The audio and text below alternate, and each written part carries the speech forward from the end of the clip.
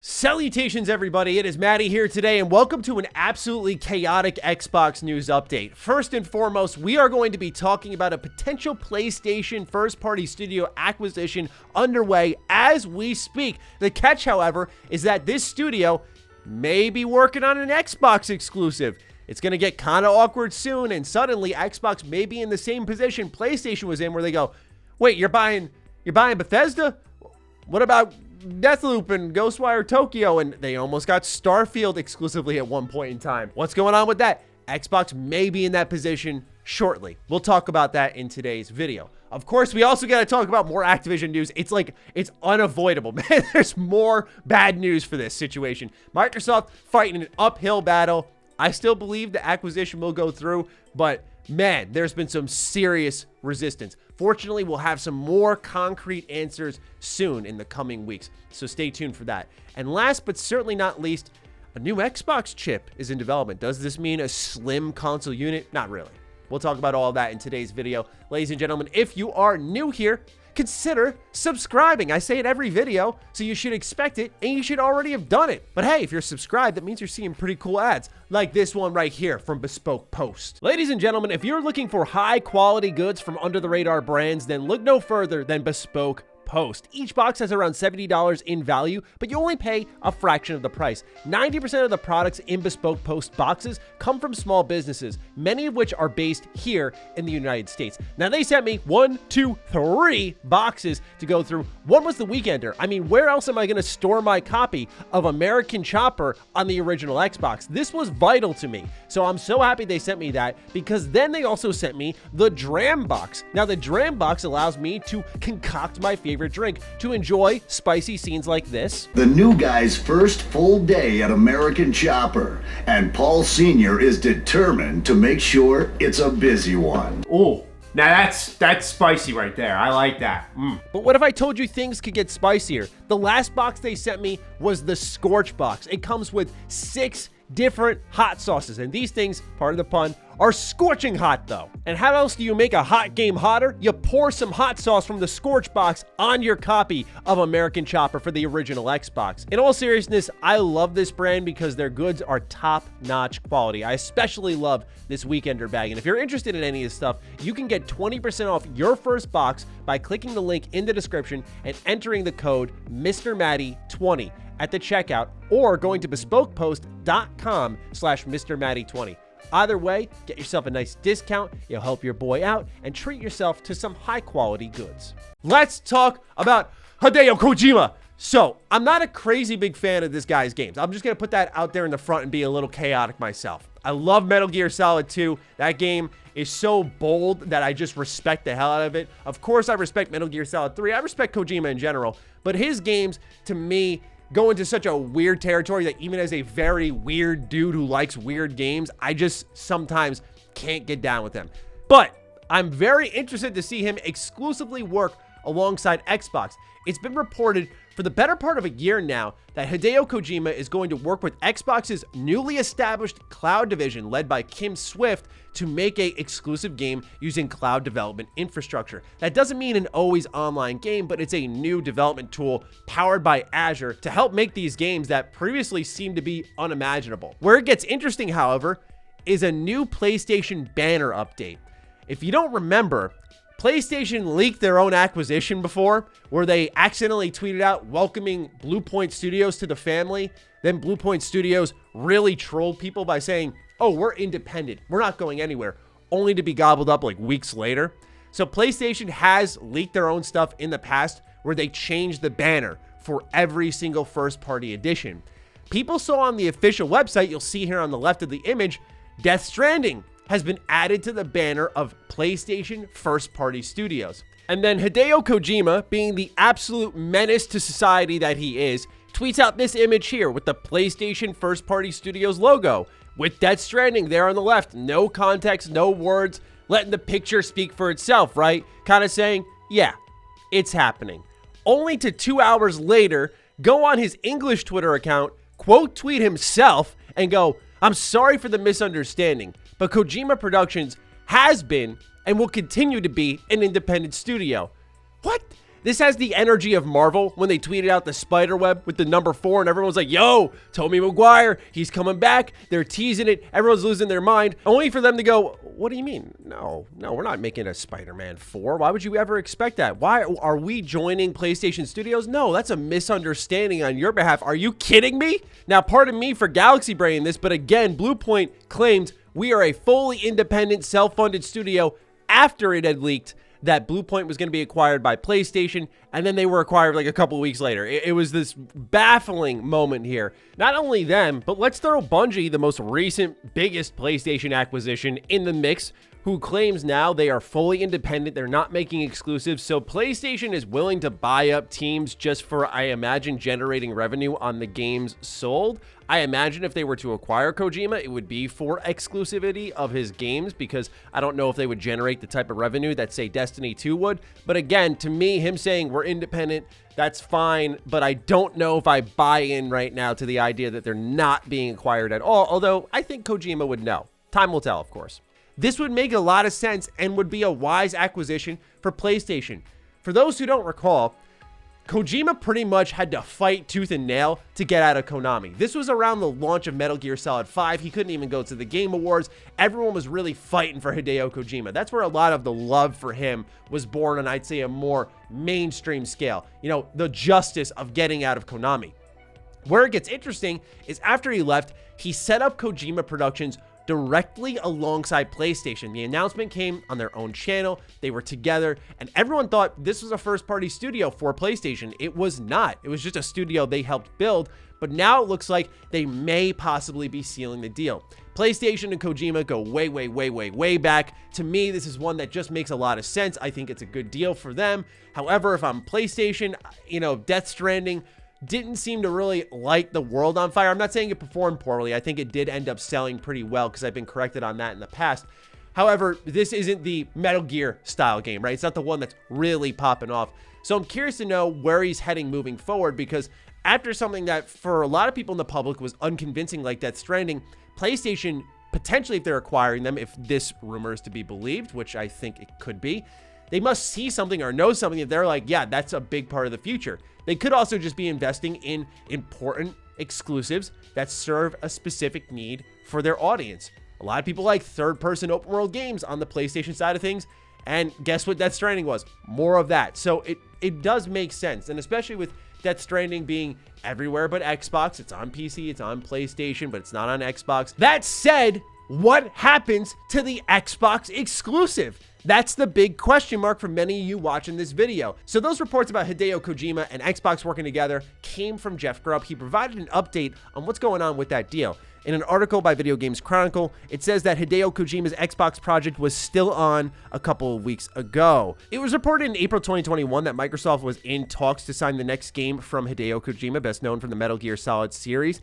And last July, it was claimed that Microsoft and Kojima had signed a letter of intent stating that they planned to work together on a new Xbox game. In a new update on his premium show on Giant Bomb, Grubb Snacks, VentureBeat reporter Jeff Grubb said those plans were still in place. Quote, as of a couple of weeks ago, the Xbox and Kojima deal was still on, end quote, he claimed. Grubb went on to say, quote, this isn't based on information I had last year. This is more recent than that. This is still on, end quote. He added, quote, does this mean that PlayStation couldn't have acquired Kojima Productions? Not necessarily, end quote. Yeah, this doesn't stop PlayStation from doing anything. If you're a PlayStation fan watching this, or you're just an industry enthusiast like many of us, you're just watching this wondering what's going to happen next year. One game will not stop because of the acquisition, and the acquisition won't stop because of the game. As we've seen with Xbox and Bethesda, that type of stuff doesn't happen, so I trust that it won't happen here. I think that makes the most sense. So there could be an impending acquisition as soon as next week. Certainly, we will end up talking about that when it occurs, but PlayStation is remaining aggressive, and I like what I see from them. Let's move on to our next news story. I said it's impossible to avoid bad Activision news.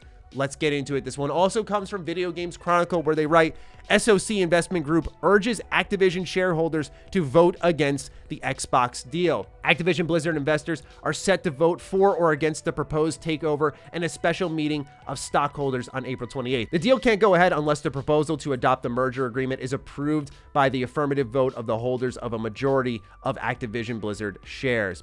SOC Investment Group has been highly critical of Activision Blizzard's response to recent sexual harassment and discrimination lawsuits, and last November, it called for the resignation of senior figures including CEO Bobby Kotick, chairman of the board Brian Kelly, and lead independent director Robert Morgado. On Thursday, it wrote a letter to fellow shareholders calling on them to reject the proposed merger for two reasons. Quote, "This transaction fails to properly value Activision and its future earnings potential, in significant part because it ignores the role that the sexual harassment crisis and the Activision board's incompetent handling of it has played on delaying product releases and depressing the share price," SOC argued.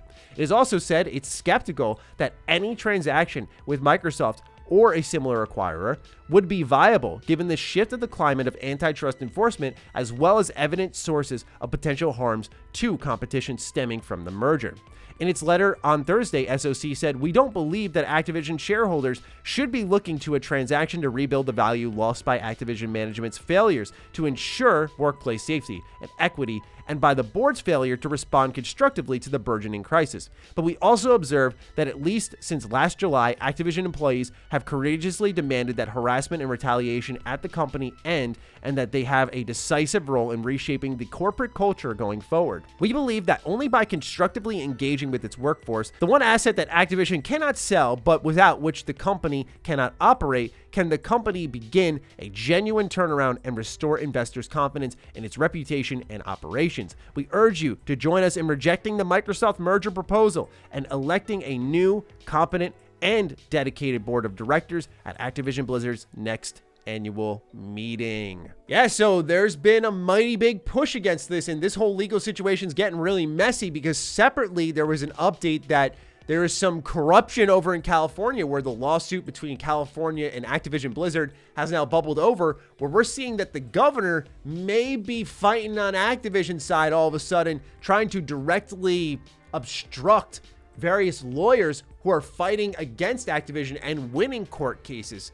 So this is a situation that's just getting muddier and muddier. And the main question for a lot of people is, because most people just care about this. I understand there's a lot of people problems mixed in this. I'm not trying to be disingenuous, but many people are just asking, does the deal go through? Does Xbox still get Activision? Obviously, this all comes down to, and this won't be when the acquisition is finalized. Still, we're anticipating it sometime in 2023. But when you look at what's happening here, the first big step forward is this shareholders meeting on April 28th. That's when we'll really have concrete answers. So we saw already senators pushing their agenda against this, saying, no, we can't have this. Now we're seeing the SOC right out against it. This probably won't be the last company, corporation, group of people we see pushing against this because they're trying to put pressure on shareholders to say no. At the end of the day, I think these shareholders are going to cash in because Microsoft paid a premium per share. So I feel like they're still going to look at this and go, I'm going to make a lot of money on this. And honestly, I don't think their argument makes a lot of sense that urging Microsoft to back off, canceling the deal, and saying, let's rebuild Activision together. We tried that. That was all the second half of last year. We saw how that went. It was terrible. Someone else needs to come in there and clean house. And Phil is saying that they're going to report to him when that acquisition is complete. To me, I've already seen what's happened with, say, the Initiative. I'm not really on the side of the fence that people are with Undead Labs where they're really against them. For me, I read that and it felt like a nothing burger on that report. But when you look at the Initiative, I get it. You can look at Xbox and say, are they so hands-off that it's damaging? But I feel like Activision specifically stands a better chance in the hands of Microsoft than they do on their own. And that's why I'm for it on a people front. For me, I don't really see this as anything that's going to move the deal in one way or another. I know some people are saying like the deal's in danger now because pressure's being put on the shareholders, but the shareholders, they care about money. It's why they got into this in the first place. So I feel like they're going to cash in on their deal. I wouldn't really worry about it. That's just my read as someone who's not a legal expert at all and just from the outside looking in at how people typically behave. So with that, let's move into our last story. This one comes from GameSpot. It's titled, New Xbox Series X chip reportedly in development but don't expect better performance. Microsoft has reportedly began work on an improved chip for the Xbox Series X console. According to journalist Brad Sams, the new chip is claimed to be smaller, more power efficient, and could lead to lower cost of production. Quote, I believe this is true. I know that Microsoft was working on revisions of the chip, Sam says on his YouTube channel. Now, Are we going to see performance improvements? Are we going to see anything else? I don't believe so. But Microsoft is always working on making cooler, more efficient chips because that lowers the cost of production. I believe it is accurate that Microsoft is working on a smaller, more power-efficient chip that I'm very confident in, end quote. As for the future, Microsoft has confirmed last year that new hardware is currently in development, although we won't see it for quite some time, stating that cloud is the key to our hardware and Game Pass roadmaps, said Liz Hamrin, Microsoft's CVP of Gaming Experiences and Platforms at the time. But no one should think we're slowing down on our core console engineering. In fact, we're accelerating it. We're already hard at work on new hardware and platforms, some of which won't come to light for years. And I'm still crossing everything I got that they do themselves a nice handheld with Game Pass natively, kind of like their own version of the Steam Deck. Anyway, this is kind of one of those news bits that you see all over the headlines because people are speculating new chip. Oh, it's going to be more powerful. And a lot of sites are selling it sort of as this thing that's going to change the Xbox infrastructure. I did use GameSpot because they actually put in their title that this new chip would not change the Xbox. I respect that because a lot of people are saying, ooh, new tech. Let's twist this into a, is this going to be the next iteration of the Series X type of story? When it's clearly not. I still think we're a number of years, probably like 2-3 years out from that. For me, I love the size of the Series X. When it comes to revisions, and I know people are going to think I'm console warring here, but PlayStation 5, give me a slim. I'm begging you, man. That thing is disgusting. It's way too big. I hate the shape of it. I would kill for a revision. That's like the first thing I'm on when it happens. I've never bought a console revision during its life cycle. I ran my PS4, my Xbox One, all the way into the dirt. Same thing with my PS3 and my 360, all the way into the dirt. I don't buy into these revisions. Last time I did was the PlayStation 2 Slim, funny enough. So something with PlayStation, but I just wanted to cover this, let people know what's actually happening with this. It's not a brand new console coming. They are working on one. I wouldn't be surprised if we do eventually see one. I think that's always Xbox's thing. Like they do the half step that's slimmer, then they do another half step that's slightly more powerful towards the later part of the gen. I still think we're a bit away from that. This is just Microsoft being a company and doing what's most efficient for them. So ladies and gentlemen, that is it for the Xbox news update. Let me know what you're thinking in the comments down below about PlayStation's potential acquisition of Kojima Productions, what you think about Activision, what's happening there, and of course this brand new chip for the Series console. Let me know. Other than that, follow me on Twitter, follow me on Instagram. Those links are in the description down below. And a big thank you to all the patrons, all the members who support the content here. Stay sexy, stay active. I love you all. Peace.